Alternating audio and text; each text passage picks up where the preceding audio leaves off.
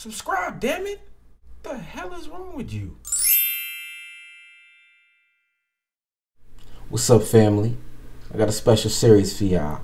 But before I get to that, I do got an announcement I'd like to make first, and then a request I want to ask all my female subscribers. But first, the announcement. A few people have written me asking me about where to purchase the DVD. There's no information available on that yet. There will be a website for you to purchase the DVD on once I get the packaging in. What I showed you guys the other day was just a rough hard copy. It's being sent out to be actually professionally packaged, barcoded and all that, just like any other DVD you would buy from a Best Buy. So once I get all that in, then I'm going to go ahead and give you guys the information. So it should be ready in about a month or so, sometime in November, so I'll keep you guys updated. Alright, so let's move on. Ladies and gentlemen, this is the Virgin series. There's been a lot of virgins who have written me, or supposed virgins, only you guys really know.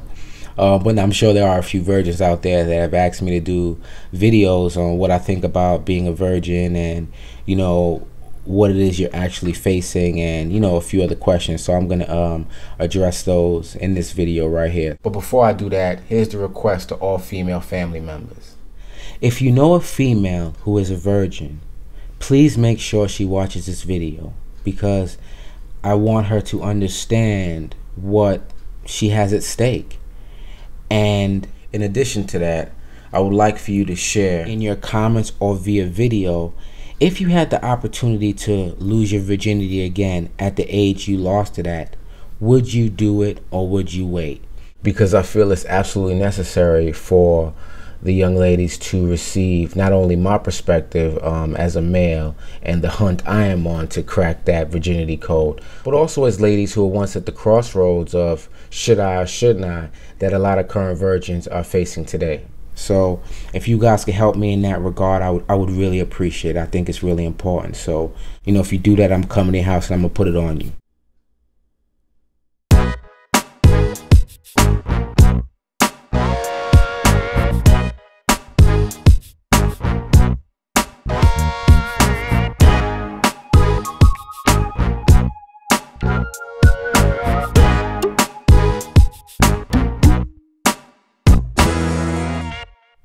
Okay, now before I even begin this conversation on virgins, I feel that it is quite necessary to clear up a myth, or better said, a lie, that a lot of females happen to tell themselves when classifying themselves as virgins. So let's deal with this one right now. If you've had a man perform oral sex on you, or you have performed oral sex on a man, you are not a virgin. What? Fuck you, deaf? Ain't no what? It's no. No, no, no. Sorry.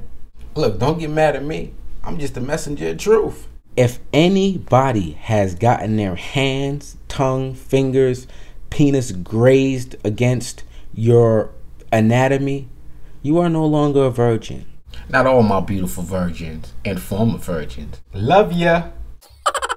I know that may be kind of tough for you to digest, but if you really think about it, this right here should make sense.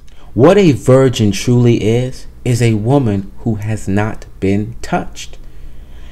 You cannot have a man perform, or a boy, depending on what age range you're in, perform oral sex on you and consider yourself a virgin. That's why they call it oral sex. Sex is sex. There are different forms of sex, but sex nonetheless is what it is. But you know what? I don't think y'all feeling me quite yet. So let's go ahead and get academic with it, and let's look at the technical definition of what a virgin truly is. Okay, so now if you check most dictionaries, you're going to find a definition which states a virgin is a person who hasn't experienced sexual intercourse. So far so good, right? But if you read on, there's three key words that I believe you can find in most dictionaries, and you guys can check for yourself, that are pretty relevant and important to the definition of what a virgin truly is. So here are the three words: unused, uncultivated, unexplored. So check, let me break down what that means. If I take this finger right here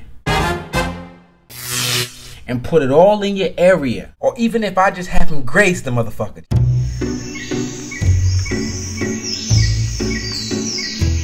then shorty, that's called exploration. Now look, I'm gonna be real with you. I ain't no Jacques Cousteau, but these joints right here have been known to be A coo, a coo, a coo, a coo. Sto-ish. Ish, ish, ish, ish. He be hunting for your nana when he comes. Holla, holla.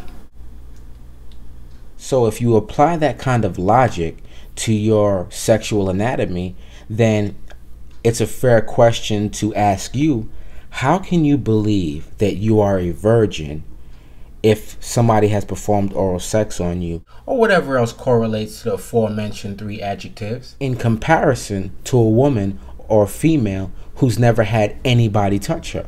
Come on now. There is a difference between you. So you are not a virgin. You may not be too far away from it, but you're no longer that. Real talk, you just can't be. But now let me explain why that's so important. And excuse me because I need to go off on a tangent for a minute. Now the reason why I had to go there, or I had to start there, better said, is because if I'm going to be of any help to you, it's important that the first thing I do is subtract the bullshit that we all happen to be guilty of placing into an equation when we need it to benefit us. And that is absolutely crucial for me to do, because the one mistake that many of us make in life is that we lie to ourselves. And we sell ourselves whatever we need to believe to justify our actions or inactions.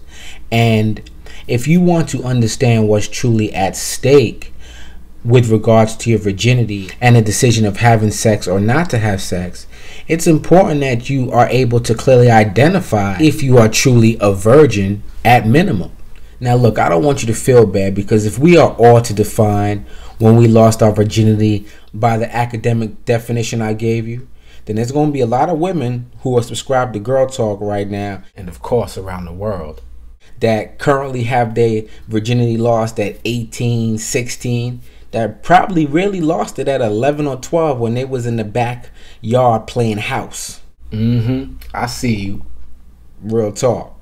You know, but these are the convenient truths or mistruths that we sell ourselves to, you know, justify our own bullshit, or when we're conveniently or improperly educated on subject matter. So right now, the first thing you need to do is be brutally honest with yourself and identify whether or not you are truly a virgin. Pure, unpure.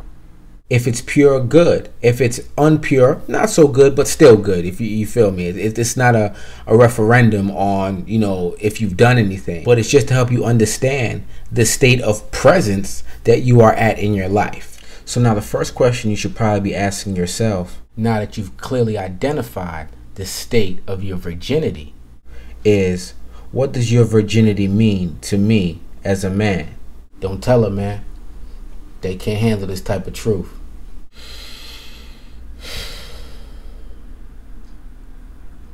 Fuck it. Shorty want to be grown, right? Alright. Well, there's some grown-up truth for you, ma. Your virginity to me as a man means everything and nothing. So let's look at the everything first. Your virginity, it is the one thing that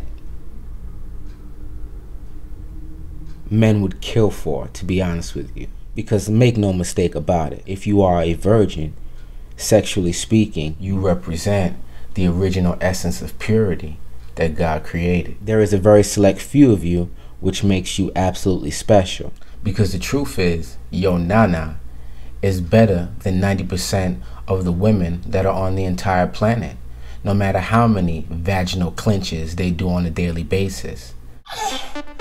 Come on, bitch, get tight. I'm gonna fool these niggas. Because no matter how rigorous the vaginal program, they can never recreate that essence or feeling of purity that they once had before.